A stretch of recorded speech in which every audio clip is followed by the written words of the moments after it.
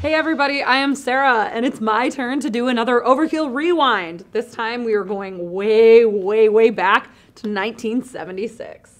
Now, I know what you're thinking. This bitch wasn't even born by 1976. And you're right, wasn't born until the 80s. But I'm super invested in the heavy metal and proto metal that came out in the genre. I've got a lot of records that came out from that year specifically. And yes, Papa Martin could have done a great job, but I think I'm gonna kick some ass on this one too. Now, for those of us who weren't alive in the 70s, what was going on in 1976?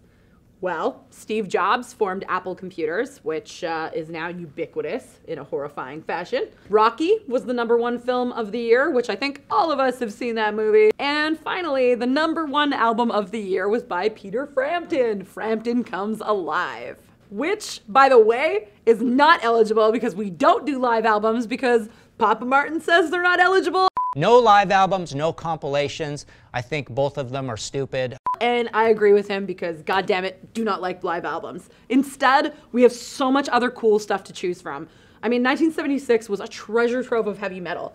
I mean, there's my personal favorite, which is Rainbow Rising, but there's also 2 albums by Thin Lizzy, including Jailbreak and Johnny the Fox. There's Judas Priest, Sad Wings of Destiny. There's Scorpions, Virgin Killer. This is the shitty censored version, but the non-censored version is also shitty artwork, not music. Music is awesome. There's Rush 2112. There's AC/DC releases, 2 of them, I might add. There's Black Sabbath's Technical Ecstasy, which, granted, not their best album, but still a Black Sabbath album, so really, where are you going wrong?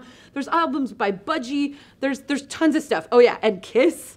You guys have tons of options. So, this is how it goes with the voting.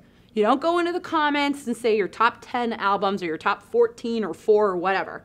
You say your #1 album of 1976 and the top 5 highest rated albums, those are the ones that we review. So again, only vote for one in the comments. And then we will review them. And everyone's gonna get to argue about whether or not it's gonna be Rainbow or Judas Priest or Rush or Scorpions or Thin Lizzy or AC/DC or Black Sabbath that takes the top spot.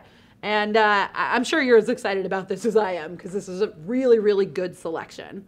Happy voting.